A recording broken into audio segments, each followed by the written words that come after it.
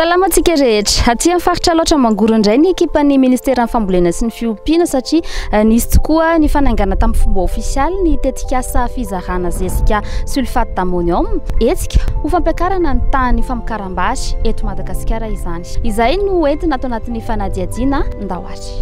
Miantoka ny fahatsarahan'ny kalitao sy ny fabetsahan'ny vokatra ny fampiasana zezika. Miakatra sy midangana be anefa ny vidin'izany ankehitriny eo anivontsena iraisam-pirenena noho ny antony maro toy ny fandalovan'ny Covid, ny fisian'ny rivo-doza, ny fiovan'ny toetry ny andro, ny tsy fifanarahana ihany koa any Ukraine sy ny sisa maro. Amavanana araka izany ny vesatry ny tantsaha manoloana ny krizy satria mila mamokatra aingana isika mba hanatrarana ny fahavitantena ara-tsakafo indrindra eo amin'ny vary. Apajika sy ampiroboroboana eto Madagasikara ny fampiasana ny zezika sulfate d'ammonium izay ampiasaina miaraka amin'ny teknika papri fiara-miasa amin'ny JICA. Efa afaka mamokatra izany isika eto Madagasikara ka tokony trandrahana vokatry ny fifanaraha-piara-miasa ny fitondram-panjakana malagasy miaraka amin'ny orinasa Ambatovy. Natomboka ny 9 febroary 2024 atao mora ranokrama distrika na Parafaravolo faritra Aloatra Mangoro ny fanangana tamin'ny fomba ofisialy ny tetikasa fizarana zezika sulfate d'ammonium. Ahoana no ahafahantsika mampidina no 5 000 ariary io? Aizany misy zezika dia nanao filakevitry ny ministre zay dia niteny hoe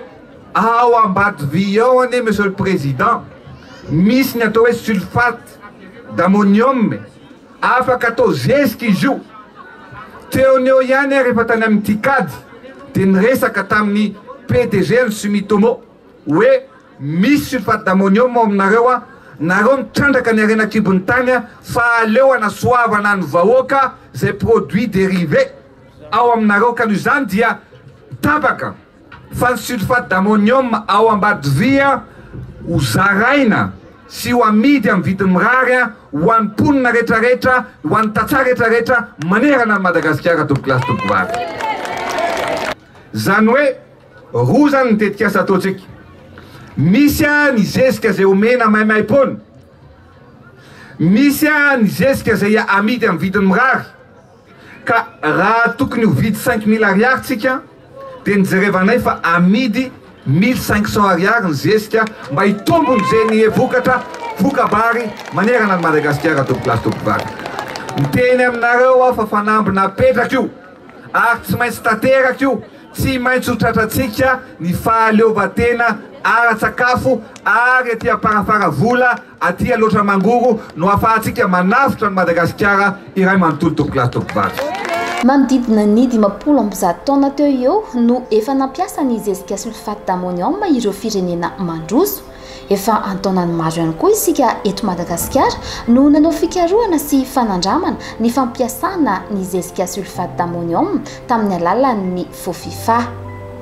Efa voasedra ara-siansa noho izany ny fampiasana ity zezika ity ka nanomboka ny taona 2014 no nahazoana fahazon-dalana ampiasa izany. Maro ny dingana efa natao tamin'ny fikarohana izay nahitana vokatra tsara. Ny antrana nataon'ny FOFIFA mikasika an'ity karazan-jezika sulfate d'ammonium ity dia efa mantaonany maro tany ho any tany amin'ny 2008 2009 tany zany le izy tany amin'ny Marivoay dia taty aoriana natao koa tany Ankianjasoa tamin'ny vary an-tanety sy amin'ny voly hafa toy ny tsaramaso ary efa nanan'ny FOFIFA antotanisa maro voamarina ara-statistika mihitsy zany izy io. Fa teo amin'ny taona 2014 no tena nampiarina sy nentina amin'ny tantsaha zany le izy afaka ampiasaina satria efa voapirofo ny antotanisa azon'ny fikarohana zany ny mahatsara an'io zezika io dia nanomboka tamin'ny 2016 iny zany efa nilasana tamin'ny fomba ofisialy ny fahafahan'ny tantsaha rehetra mampiasa an'io zezika io. Mitovy amin'ny fampiasana ny urea ihany, raha vary an-drano zany no atao dia fafy anaty rano zany le izy fa amin'izao fotoana koa moa zany efa natraraina zany ny fisintomany zava-maniry ny singa entiny zezika ary anakelesana ny fahaverezana entiny rano na entiny rika dia asitrika anaty tany zany tena tsara indrindra. Sulfate d'ammonium mitovy fiasany tanteraka amin'ny urée fa misy tombony kokoa noho ny fisian'ny singa azote miampy soufre ao aminy, sokajy ilain'ny zava-maniry. Efa misy ny teknika fampiasana io zezika io. Ny sulfate d'ammonium moa zany misy tombony kely amin'ny urée. Raha ny urée moa zany ny formule chimique CO NH4, ny sulfate d'ammonium NH4 SO4. Misy le soufre zany, ka io soufre io zany manamora kokoa zany fisintoman'ny zava-maniry ilay zezika zany, le singa anatin'ny zezika zany ny fananana an'io soufre io. Tena hoe mandomina ka tsara ny tany zany le izy. Mitotaly 500 taonina ny zezika natolotry ny orinasa Ambatovy ho an'ny paso tombontsoa miisa 5,4 manerana ny faritra 12 eto Madagasikara. Zezika 7,7 taonina kosa no nozaraina ho an'ny mpamokatra ao amin'ny lemaki PC23 tao Morarano distrikta Parafaravola izay nanaovana ny fanaingana tamin'ny fomba ofisialy ny tetikasa amin'ny mahasombotry ny variny faritra. Raha ny velaran-tany plena vary aty amin'ny faritra loatra dia mitentina eo amin'ny 164,000 hectara eo. Io moa miovaova izy io arakaraky ny toetrandro. Raha ohatra ka misy ny orana dia mitombo ny faritra azo ambolena. Raha ny vokabary ny jerena dia nahatratra teo amin'ny 640,000 tonnes teo ny vokatra niakatra tamin'ny campagne 2021-2022 lasa teo. Izay mariako eto fa raha oharina ny campagne 2020-2021 nisy ny andro ratsika nanimba an'ireo fotodrafitrasa isa-tsokajiny sy olana ara-jezika zay niakatra dia niakatra ny zezika dia niena dia niena ary any amin'ny atsasany mihitsy ary teo amin'ny 350,000 tonnes teo ihany ny vokatra niakatra taty amin'ny faritra loatra. Azo lazaina zany fa tamin'ny tondasa noho ny toetrandro ampy ny rotsakorona taty amin'ny faritra aloatra mangoro dia nahazahoana vokatra tsara ara-dalàna noho ny fisian'ny iny orana nentin'iny cyclone zany dia afahanay manatanteraka ny fambolena. Indrindra moa amin'izao fandraisana andraikitra ataon'ny fanjakana izao amin'ny fanomezana nyreto zezika ireto dia mino izay fa hitondra sy ampiakatra ny vokatra aty amin'ny faritra aloatra mangoro. Na izany na tsy zany aza nefa maro ireo tantsaha zay mbola te hisitraka an'io zezika io. Mariako eto fa nisy fipetra tsy maintsy arahana zany amin'ny fanomezana an'io zezika io dia natokana indrindra ho an'ireo olona reo tantsaha ao anatin'ny PC23 izay nandoa sara-pikojakojana ka ny fatra izay omena azy dia manaraka tsara ny toromarika avy any amin'ny teknisianina amin'ny teknika papri de 200 kilo isaky ny hektara. Marina fa afaka anaovana vadim-boly ihany koa ny zezika sulfate d'ammonium izay antoka manatsara ny nofotany. Misy hatramo ny fanaraha-maso ny fampiasana ny zezika eny anivon'ny tantsaha miaraka amin'ny fampiasana ny teknika papri ny JICA. Zava-dehibe ho an'ny mpamokatra tokoa izao hetsika izao, mampiakatra ny tahan'ny vokatra kanefa mampiena ny fandaniana amin'ny atsasany. Raha ny tahan'ny-bokatra amin'izao dia eo amin'ny 2 tonnes isaky ny hektara eo ary antenaina hiakatra hatrany amin'ny 5 hatramin'ny 10 tonnes isaky ny hektara izany noho ny fampiasana ny zezika sulfate d'ammonium. Dia amin'izao fotoana zao zay mpamboly aty amin'ny PC23 zay soloko tena eto dia faly satria